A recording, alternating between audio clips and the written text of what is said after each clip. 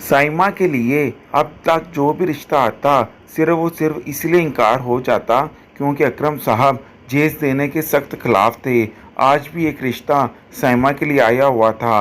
बड़े ही सलीके के साथ साइमा ट्रे में चाय रखकर अंदर आई थी। सलीके से दुपट्टा कर रखा था। जैसे ही लड़की की माँ ने साइमा को देखा तो मुस्कुरा उठी। अपने साथ बैठे हुए बेटे को कंधों से चटक कर इशारा करने लगी कि वो देखो, यही है वो लड़की।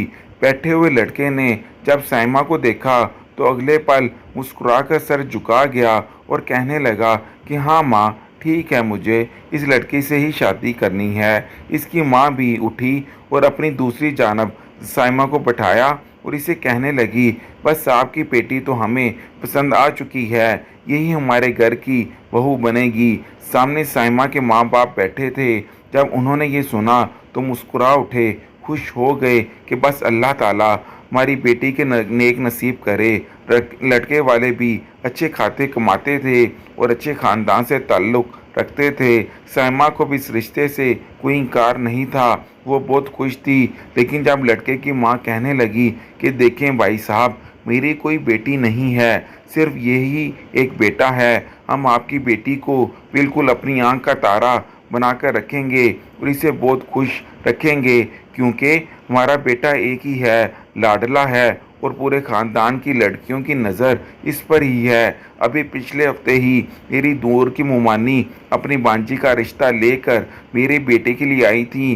कहने लगी कि वो जहेज़ में मेरे बच्चे को एक घर देंगी और ज़मीनें भी नाम करेंगी और फिर शादी के बाद कारोबार में भी हिस्सेदारी देंगे। लेकिन हमने इसलिए इनकार कर दिया क्योंकि इनकी लड़की बड़ी ही दुबली पतली सी थी। ऐसा लगता था जैसे ढांचे में रूह हो, कोई नए नक्श भी न खास नहीं थे। इसलिए सोचा कि अपने इकलौते बेटे की शादी करेंगे तो हसीनो जमील लड़की के साथ। अब आपकी बच्ची हमें पसंद आ चुकी है, लेकिन बात यह है कि हम चाहते हैं कि हमारे ख़ानदान में बेइज्जती ना हो सके, बल्कि जिस ख़ानदान में भी हमारे बेटे की शादी हो वो लोग हमारे बेटे को अपना बेटा समझकर और अपनी बेटी को अपना जिगर कोशा समझकर जो मर्ज़ी दे दें। इसे जहेज़ तो नहीं कह सकते, बल्कि अपनी बेटी और होने वाले बेटे के लिए तो कर ही सकते हैं। यूँ घुमा फिरा के रख कर बात लड़के वाले जहेज़ की ही कर चुके थे। अकरम साहब ने जब ये सुना तो अपनी बीवी को देखने लगे और चेहरे पर एक तरीके से मुस्कुराहट आ गई और गहरी सांस खारिज करके रह चुके थे। इतनी तमहीद बांधने के बाद लड़के वालों ने एक मर्तबा फिर जहेज़ की डिमांड करनी थी। अकरम साहब कहने लगे, क्या मुझसे क्या तोक़ा रखते हैं? हम आपके बेटे को क्या देंगे? जहेज़ के नाम पर आप किस चीज़ की डिमांड करते हैं? अगले ही पल लड़के की माँ साइमा को अपने साथ लगाकर कहने लगी, बस ज़्यादा कुछ नहीं, जैसा इन लड़की वालों ने कहा था कि वो हमारे बेटे को गाड़ी, घर, कारोबार में हिस्सेदारी देंगे, इसको शायाने शान जहेज़ देंगे ताकि इन लोगों का भी मुंह बंद हो सके। अकरम साहब ने जब ये सुना तो फ़ौरन उठ खड़े हुए कहने लगे कि बहुत बहुत मेहरबानी आपकी। दरअसल मुझे काम है और मैं काम पर जा रहा हूँ। आप लोग चाय पी चुके हैं तो यहाँ से चले जाइएगा। इसका साफ मतलब था कि अकरम साहब अपनी बेटी का रिश्ता इनके घर में नहीं करना चाहते। इस मर्तबा भी वो लोग वापस जा चुके थे। तरह तरह की बातें करके गए थे कि पता नहीं कैसे लोग हैं, शर्म ही नहीं है। अरे आज के ज़माने में तो जहेज़ के बगैर शादी ही नहीं होती। अगर यूं ही ज़िद अड़ा कर बैठे रहेंगे तो इनकी बेटियों की कभी शादी नहीं हो पाएगी और यूं ही जवानी ढल जाएगी। साइमा बन चुकी थी। कमरे में बैठकर रोने लगी और फूट फूट कर रोते हुए कहने लगी कि अब्बा जहेज़ के नाम पर भागते क्यों हैं? अगर थोड़ा बहुत दे देंगे तो क्या हो जाएगा? इतनी ज़्यादा जायदाद है अब्बा की, क्या वो अपनी इतनी जायदाद में से हमें जहेज़ नहीं दे सकते? ऐसे तो हम सब यूं ही बैठे रह जाएंगे। अरे मैं तो बड़ी हूँ, मेरे बाद मेरी 4 बहनें और भी मौजूद हैं और हम चारों के चार बस इसलिए अपने बालों में चांदी ले आएंगे क्योंकि हमारा बाप हमें जहेज़ नहीं दे सकता। इतना कहकर साइमा उठकर वहाँ से चाह चुकी थी। ये भी नहीं देख पाई कि दरवाजे के बाहर इसका बाप खड़ा इसकी बातों को सुन चुका है। अभी वो अपने कमरे में बैठी सर झुकाकर रो ही रही थी कि जब साइमा का बाप इसके कमरे में गया।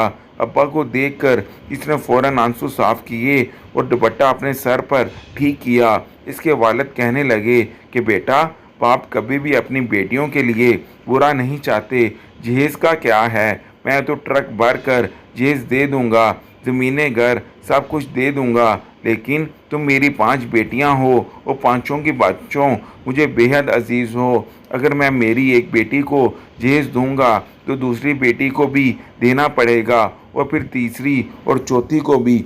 लेकिन मसला ये है बेटा, मैं जिस भी बेटी को जहेज दूंगा तो फिर दूसरी बेटी को भी देना पड़ेगा और फिर तीसरी और चौथी को भी। लेकिन मसला ये है बेटा, मैं जिस बेटी को भी जहेज दूंगा अगली मर्तबा आने वाले लोग इससे भी ज़्यादा की डिमांड करेंगे।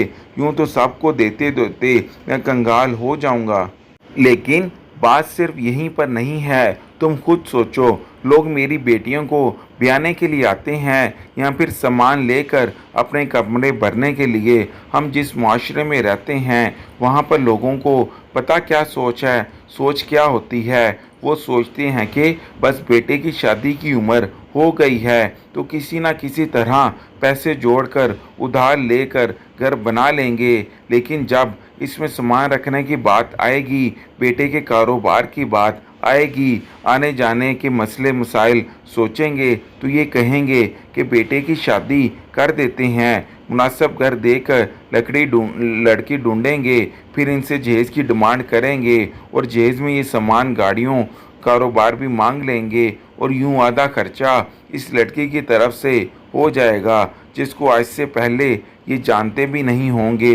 बेटा, मैं कभी भी तुम लोगों को इन लोगों के सुपुर्द कर ही नहीं सकता जो तुम लोगों को सिर्फ इसलिए अपने घर लेकर जाएं क्योंकि तुम लोग अपने साथ सामान लेकर आई हो। साइमा खामोशी से सर झुकाए सब सुन रही थी। इसकी बाकी बहनें भी वहां आ चुकी थीं और माँ भी। जब अकरम साहब कहने लगे कि बेटा, तुम्हें तो खुश होना चाहिए कि तुम लोगों का बाप तुम लोगों से इतनी मोहब्बत करता है, तुम लोगों के लिए कभी भी गलत फैसला नहीं करेगा।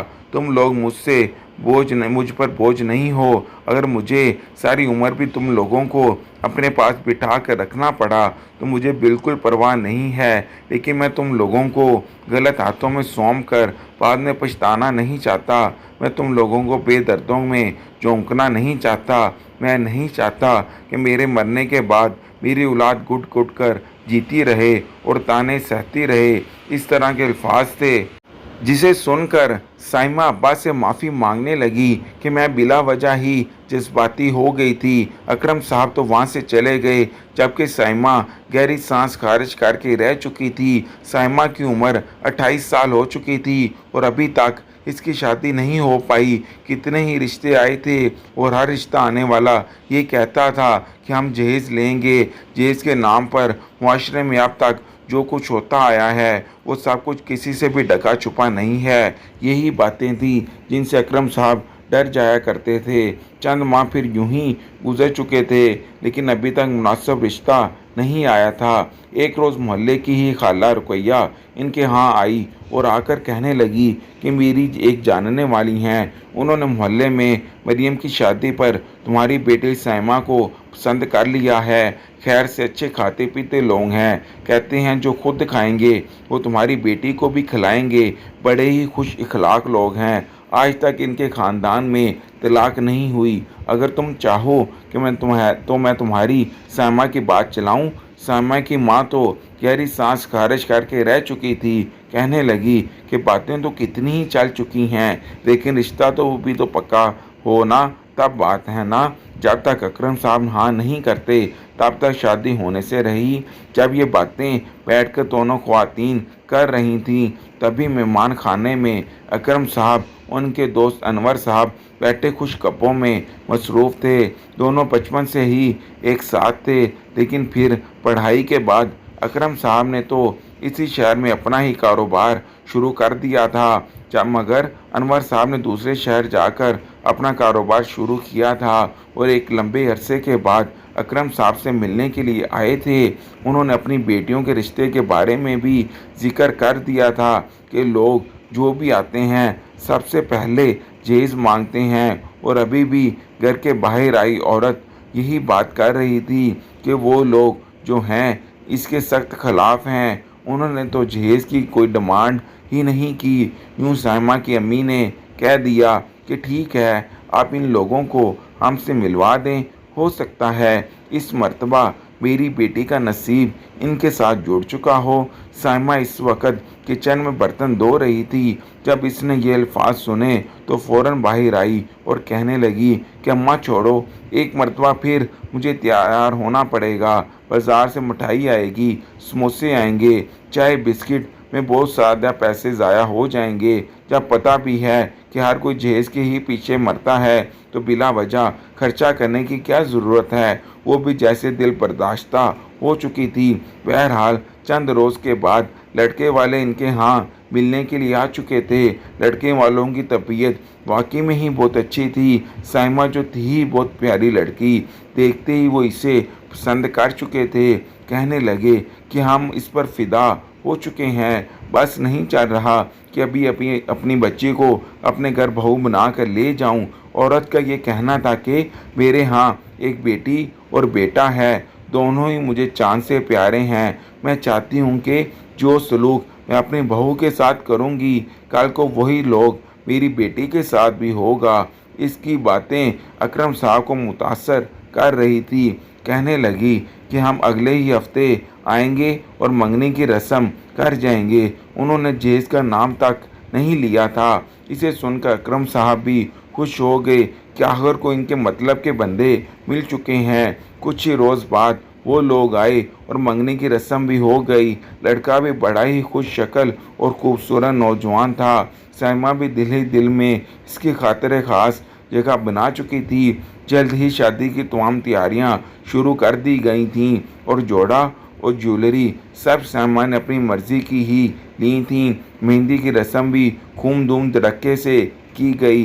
लड़के वाले मेहंदी लेकर लड़की वालों की तरफ आए थे और खूब हल्ला गुल्ला किया।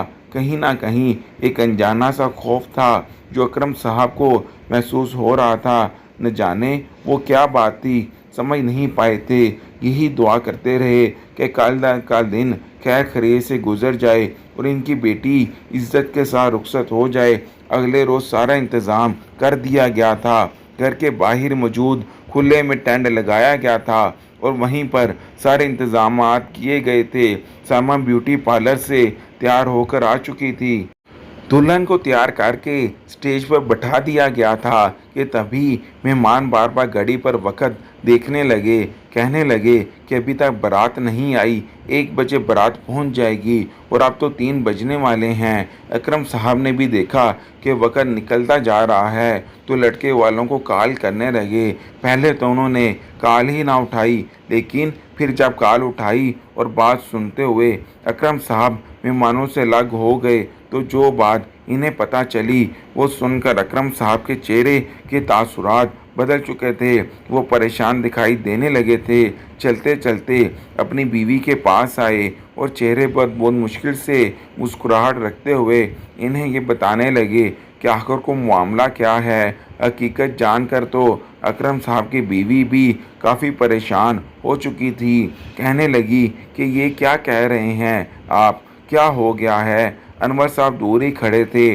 अपने दोस्त को परेशान देखकर चलते हुए इनके करीब आए और कहने लगे कि सब खैरियत तो है, क्या मसला दरपेश आ चुका है, लड़की वाले अभी तक क्यों नहीं आए। अकरम साहब ने जब ये सुना तो पहले तो थोड़े परेशान हुए, फिर एक जानब में ले जाकर कहने लगे कि लड़के वालों की तरफ से फ़ोन आया है। वो कह रहे हैं कि दरअसल हम तभी बारात लेकर आएंगे जब आप हमारे बच्चे को 10 मरले देंगे, जिसमें एक घर में इस्तेमाल होने वाली तमाम तर ज़रूरियात होंगी।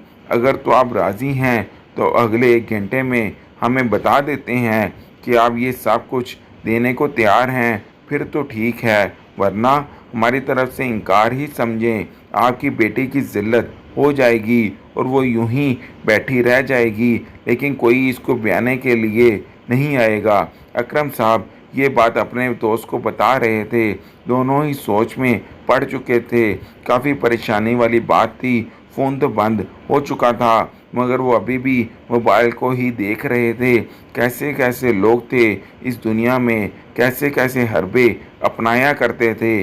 पहले तो रिश्ता मांगते वक़्त ही साफ डिमांड कर दी जाती थी कि जहेज़ चाहिए, हम जहेज़ लेंगे, हमने अपने घर के कमरों को आपके दिए हुए सामान से ही भरना है। लेकिन अब तो एक नया कानून निकल आया था। अब तो शादी वाले रोज़ जब दुल्हन बनी बेटी स्टेज पर बैठी होती थी, मेहमानों से खचाखच हाल भरा होता था, तभी लड़के वाले कॉल करके कहते थे कि हमारी डिमांड पूरी करो, वरना तुम्हारी बेटी बैठी रह जाएगी। अकरम साहब सर पकड़ के बैठ गए, जबकि अनवर साहब इसके पास आए। तुम्हें पहले ही अच्छे से जांच पड़ताल कर लेनी चाहिए थी, मगर अकरम साहब की आंखों में इस मर्तबा आंसू आ चुके थे। कहने लगे, और कितनी जांच पड़ताल करता, जांच पड़तालें करके तो मैंने अपनी बेटियों की उम्र गुजार दी है। अगर अभी भी मज़ीद रुकता तो मेरी बेटियां बुढ़ापे को जाने लगती हैं, फिर कौन आता इनको बयाने। फिर तो इनके लिए शादीशुदा, तलाक याफ्ता और अनवे मर्दों का ही रिश्ता आना था, और फिर इनके साथ ज़िंदगी सिर्फ़ और सिर्फ तानों और तशन्नों के अलावा और कुछ भी नहीं होती। अकरम साहब काफ़ी परेशान हो चुके थे। मेहमान भी आपस में खुसर पुसर करने लगे कि आखिर असल माजरा क्या है। तभी अनवर साहब ने कॉल करके अपने बेटे को बुलाया। अनवर साहब के 3 बेटे थे। तीनों बेटे ही वहीं शहर में ही कारोबार की नई ब्रांच पर देखभाल कर रहे थे। फ़ौरन वहां पर पहुंचे। अनवर साहब ने 2 बेटों को जाकर अपनी मां को लाने का कहा, जबकि तीसरे बेटे से कहा कि मैं तुम्हारी शादी अपने दोस्त अकरम साहब की बेटी से करवाना चाहता हूँ। क्या तुम इस शादी के लिए रजामंद हो? पहले तो वो घबराया था, कहने लगा कि असल माजरा क्या है। जब पूरा माजरा बताया गया तो सुनकर वो लड़का भी राज़ी हो गया। अकरम साहब जो कुछ देर पहले टूट चुके थे, फिर से इन्हें अपनी जान में जान आती महसूस होने लगी थी। कहने लगे कि ठीक है। इसी पहल उन्होंने लड़के वालों को कॉल मिलाई। फ़ौरन कॉल उठा ली गई थी। लड़के का बाप बड़े ही घमंडी अंदाज में कह रहा था, हाँ भाई अकरम साहब, क्या सोचा फिर? आपने अपनी बेटी की शादी करवानी है या ज़माने भर में ज़िलो ख्वार होकर रह जाना है? ये सुनकर अकरम साहब फ़ौरन बोले कि आपको ट्रक भरकर जहेज़ और 10 मरला प्लाट चाहिए ना? मैं सब कुछ दे दूंगा, आप लोग लेने के लिए आ जाइए। अगले ही पल लड़के की बारात बड़े धूमधाम से अपने घर से चल पड़ी थी। बहू लाने से ज़्यादा इस बात की खुशी थी कि हमारी डिमांडें पूरी हो चुकी हैं और अब हमारा घर नए फर्नीचर और सामान से भर जाएगा। लड़के की माँ अपनी देवरानी, जेठानियों, बहनों और कज़नों को भी यही नसीहत कर रही थी कि देखा, लड़की वालों को अगर काबू में करना हो ना और अपनी मांगें पूरी करवानी हों तो शादी के वक़्त शर्त रखा करो, ताकि ये इनकार ना कर सकें। सभी औरतें इसे शाबाश दे रही थीं कि तुमने लड़की वालों को सही फंसाया है। बहरहाल बारात लड़के वालों की तरफ से बड़े ही धूम धड़क्कों के साथ लड़की के यहाँ पहुँच चुकी थी, लेकिन जैसे ही बारात हाल में दाखिल हुई तो अगले ही पल सबके चेहरे उतर चुके थे।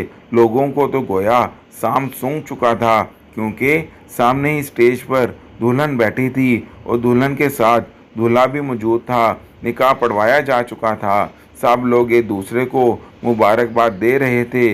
लड़का अपने बाप का चेहरा देख रहा था।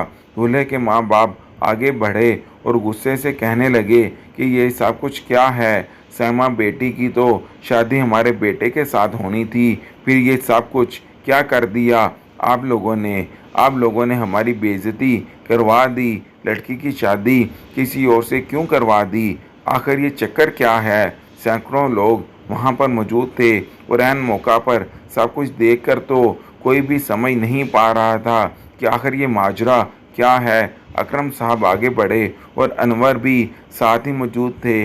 आगे बढ़कर कहने लगे कि आप लोगों ने तो खुद ही तो फ़ोन करके फरमाइश की थी कि आप लोगों को ट्रक भर कर जहेज़ और 10 मरला प्लाट चाहिए।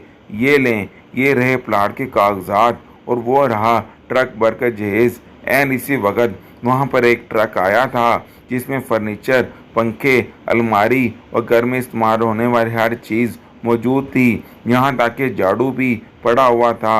अकरम साहब कहने लगे, ये लीजिए जहेज, अपने घर ले जाइए, और ये रहे 10 मरला प्लाट के पेपर्स, ये भी ले लें। आप लोगों ने मुझसे चीज़ों की फरमाइश की, मैंने आपको दे दी, लेकिन मैं आपको अपनी बेटी नहीं दे सकता। आप लोगों ने ये सब कुछ लेकर जाना है तो ले जाएं। मेरी बेटी का निकाह मैं इससे करवा चुका हूँ, जिसको सिर्फ़ और सिर्फ मेरी बेटी ही चाहिए थी, ना कि सामान की ज़रूरत। ये सुनकर सारे बराती शर्मसार हुए थे।